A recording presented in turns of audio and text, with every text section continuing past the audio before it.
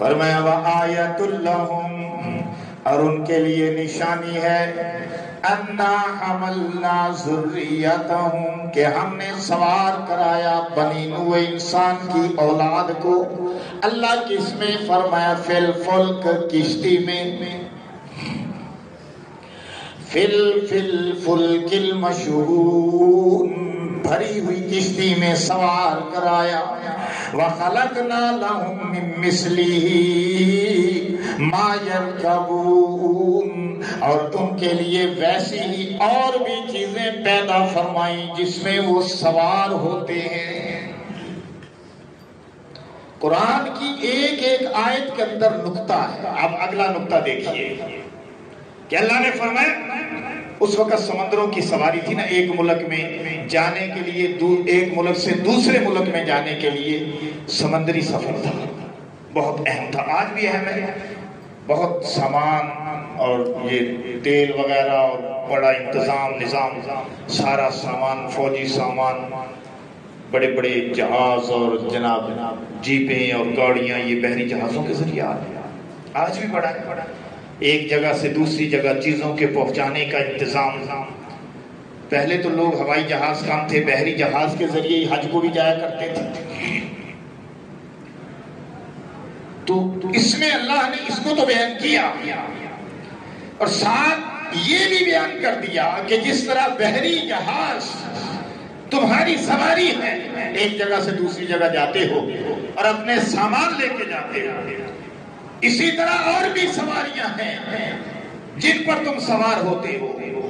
تو یہ جو آیت ہے یہ بتا رہی ہے کہ قیامت تک انسانوں کی سہولت کے لیے اور بھی سواریاں وجود میں آئیں گی۔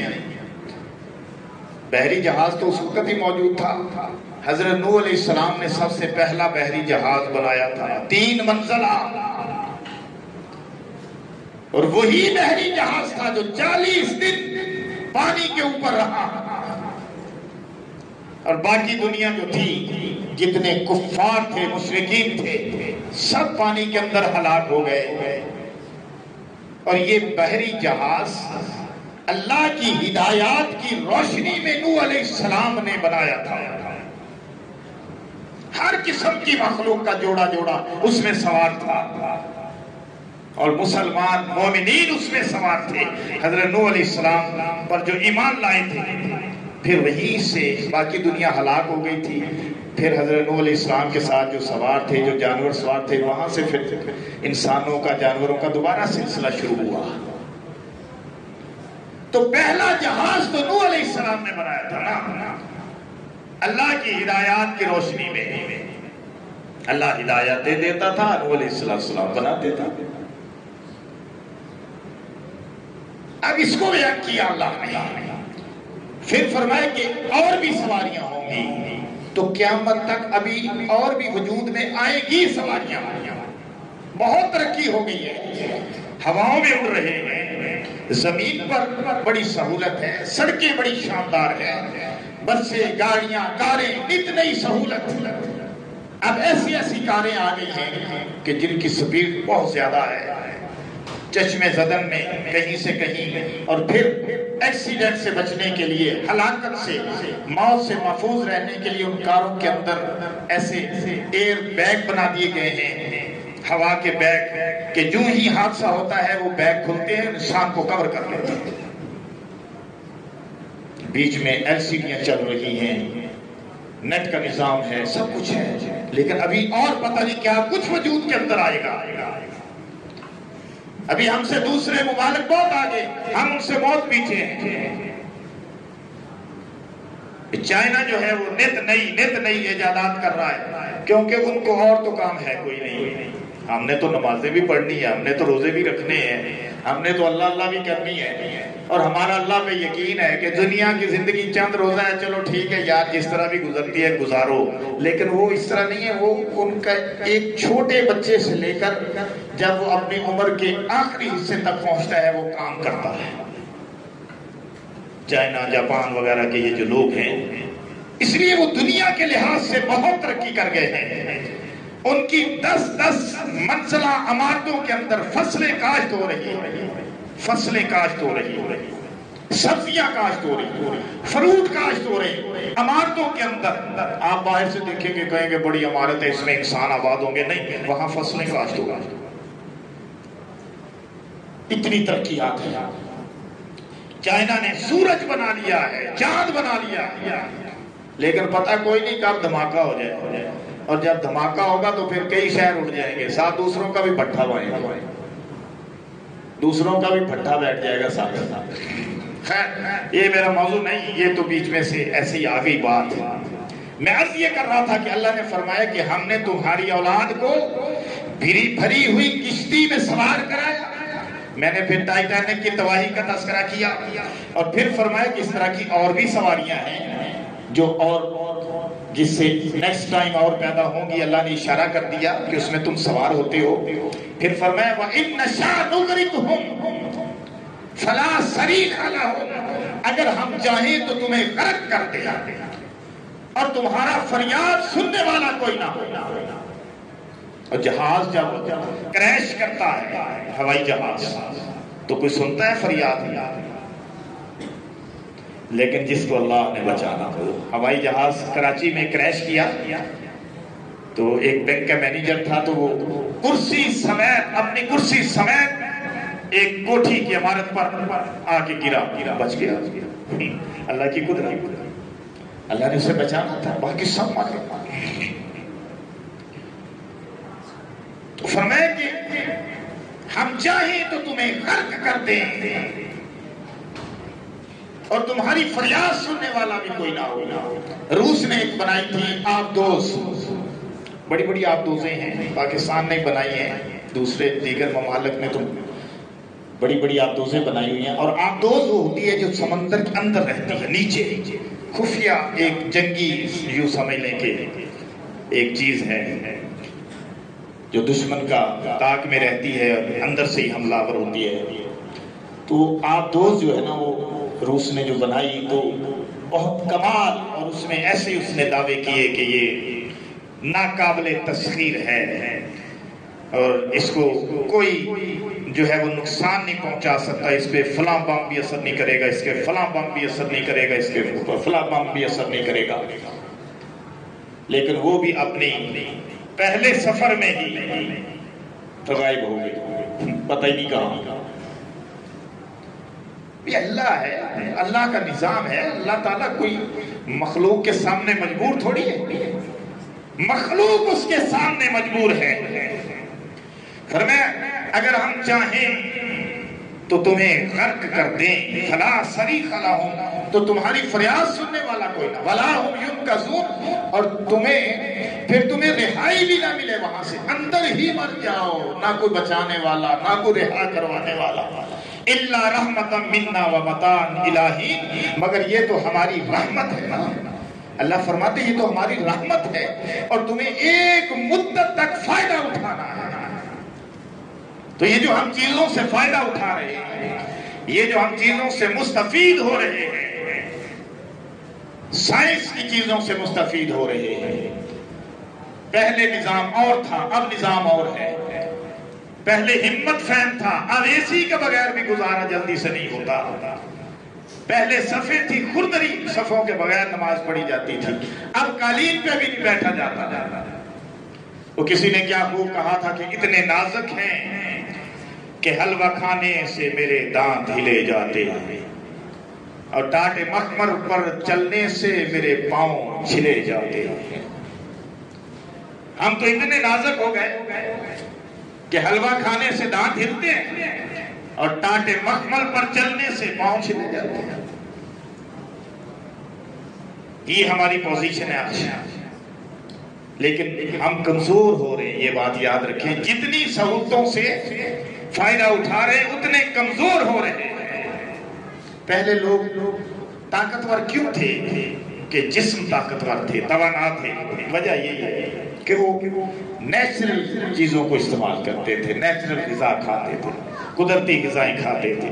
آج ہم ہر چیز کو بنا کے کھاتے ہیں، اور جو بنی بنائی چیزیں ہیں اس میں اتنے مسالوں کا استعمال ہے اور اتنے نقصان دہ مسالوں کا استعمال ہے کہ الحفیظ الامان، ہم خود ہی اپنے معدے کو، جگر کو، پھیپھڑوں کو، گردوں کو خود ہی تباہ کرنے پہ لگے ہوئے ہیں۔ حکیم صاحب بھی بیٹھے ہوئے ہیں، آ جائے تشریف لائیں، ماشاءاللہ وہ سوچیں گے کہ یہ حکمت ہی شروع کرتی قاری صاحب۔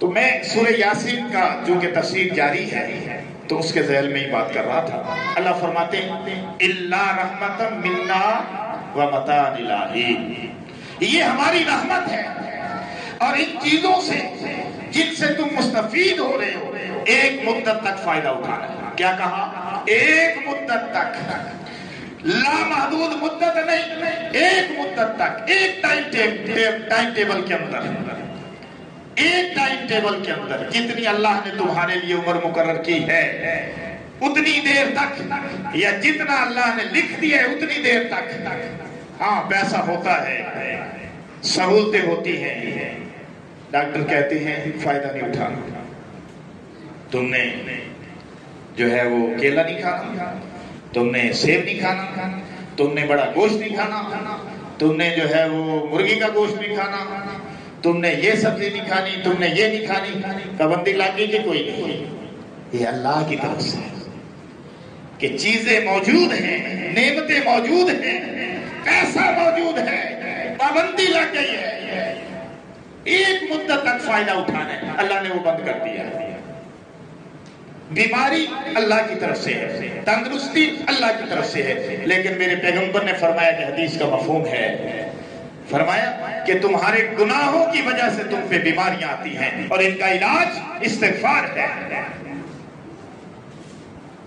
اللہ کی طرف رجوع کرو گے تو علاج ہوگا۔ وقت بھی پورا ہو رہا ہے، فرمایا الا رحمتا منا ومتاعا الہی، ایک مدت تک فائدہ اٹھانا ہے۔ وَإِذَا قِيلَ لَهُمُ اتَّقُوا مَا بَيْنَ أَيْدِيكُمْ وَمَا خَلْفَكُمْ لَعَلَّكُمْ تُرْحَمُونَ، اور جب ان سے کہا جاتا ہے کہ جو تمہارے آگے ہے، جو تمہارے پیچھے ہے، اس سے ڈرو تاکہ تم پر رحم کیا جائے۔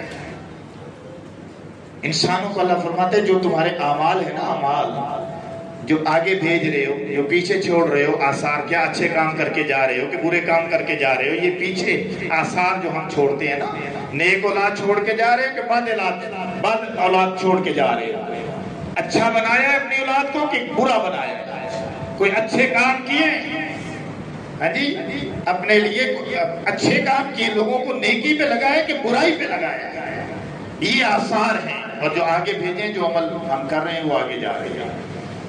تو فرمایا جب ان سے کہا جاتا ہے انسانوں سے، اللہ فرماتے ہیں کہ جو تمہارے اگلے پچھلے اعمال ہیں نا ان سے ذرا ڈرو، مطلب کہ اللہ سے ڈرو کہ کیسے تم عمل کر رہے ہو۔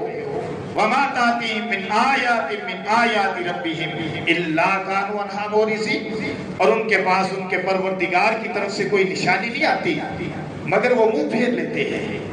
بہت عرصے تک پیغمبر نہیں آئے، معجزات نہیں آئے، حضور علیہ السلام حضرت عیسیٰ علیہ السلام کے بعد 571 سال کے بعد آئے، ابراہیم اسماعیل علیہ السلام سے لے کر حضور تک ایک طویل وقفہ ہے کہ کوئی پیغمبر نہیں آیا۔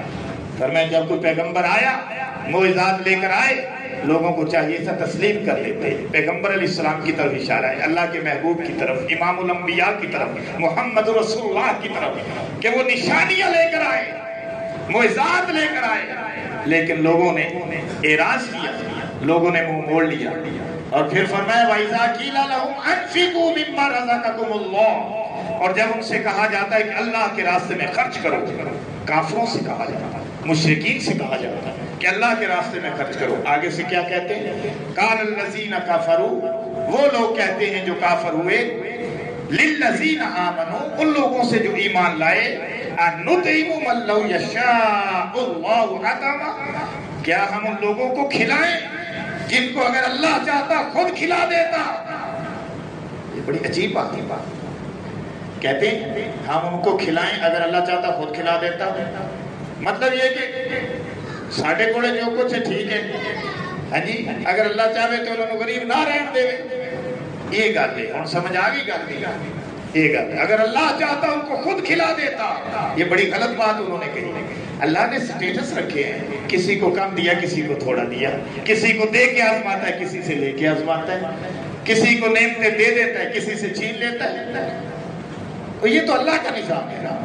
تو یہ کیا بات ہوئی کہ اللہ نے فرمایا غریبوں کی مدد کرو، تو کیا کہتے ہیں اللہ چاہتا خود ان کو کھلاتا پلاتا، ان کو بھی دیتا پیسے. عملی طور پر ہم نہیں کہتے، لیکن یقین مانیے کہ ہے ہمارا بھی طریقہ یہی کہ جس کے پاس دولت ہے وہ کہتا ہے بس یہ میری ہے. اللہ نے جس کو دیا ہے تو دوسروں کے حقوق بھی اس میں ذمہ لگائے، اس کے غریبوں کے، رشتہ داروں کے، یتیموں کے، بیواؤں کے حقوق اس کے ذمہ ہیں. اگر وہ ادا کرے گا سرخرو ہوگا، ثواب بھی ملے گا، سرخرو بھی ہوگا. اگر نہیں ادا کرے گا عذاب بھی ملے گا، پکڑا بھی جائے گا. تو فرمایا کہ جب ان سے کہا جاتا ہے تو آگے سے یہ کہتے ہیں یہ کہ انہوں نے کہا کہ تم تو سری غلطی کر رہے ہو. وَيَقُولُونَ مَتَى هَذَا الْوَعْدُ إِن كُنتُمْ صَادِقِينَ. اور کہتے ہیں پیغمبر علیہ السلام سے کہ تم اگر سچے ہو تو بتاؤ وہ قیامت کا وعدہ کب پورا ہوگا. اب قیامت مانگتے تھے، یہ بھی پوچھتے تھے وہ قیامت کہاں ہے جن کو آپ کہتے ہیں، وہ قیامت کب آئے گی. تو حضور علیہ السلام سے اللہ اکثر فرماتے ہیں ان سے کہہ دو اس کا اللہ کو پتہ ہے، قیامت کا وقت اللہ کو پتہ ہے. لیکن نشانیاں بہت ساری ہیں جو ظاہر ہوتی رہیں گی، اور بڑی نشانیوں کے ظہور کے بعد پھر قیامت آئے گی. فرمایا کہ وَيَقُولُونَ مَتَى هَذَا الْوَعْدُ إِن كُنتُمْ صَادِقِينَ. اللہ فرما رہے اس کا جواب اب اللہ دیتے ہیں مَا يَنْصُرُونَ إِلَّا صَيْحَةً وَاحِدَةً. اللہ فرماتے ہیں یہ ایک چنگھاڑ کے منتظر ہے، وہ ایک چیخ کے منتظر ہے، قیامت کی چیخ. وہ سور کے اندر وہ جو ایک خاص قسم کا نرسنگا ہے جو اسرافیل علیہ السلام لے کر بیٹھے ہیں، جب وہ سر میں پھونکیں گے قیامت آئے گی. فرمایا کہ اس چنگھاڑ کے منتظر ہے، ایک چنگھاڑ کے تاخذہم جو ان کو آ کے پکڑ لے گی. وہم یخصمون، یہ آپس میں اپنے معاملات میں جھگڑ رہے ہوں گے، پھر ان کو وہاں اللہ مہلت نہیں دیں گے. وہ تو ایک دم آئے گی، چھا جائے گی، پھر وہ مہلت نہیں ملے گی. حدیث پاک کے اندر آتا ہے کہ انسان اپنے مختلف کاموں میں مشغول ہوگا، قیامت آئے گی سب کچھ بھول جائیں گے، حتیٰ کہ ماں اپنے دودھ پیتے بچے کو بھول جائے گی. فَلَا يَسْتَطِيعُونَ تَوْصِيَةً. فرمایا پھر یہ وصیت کرنا چاہیں گے اپنے لوگوں کو، وصیت نہ کر سکیں گے. وَلَا إِلَىٰ أَهْلِهِمْ يَرْجِعُونَ. یہ اپنے گھر والوں کی طرف لوٹنا چاہیں گے تو لوٹ بھی نہ سکیں گے. یہ ہوگا قیامت کا منظر. یہ سورہ یاسین اور اس کی آیت نمبر 50 تک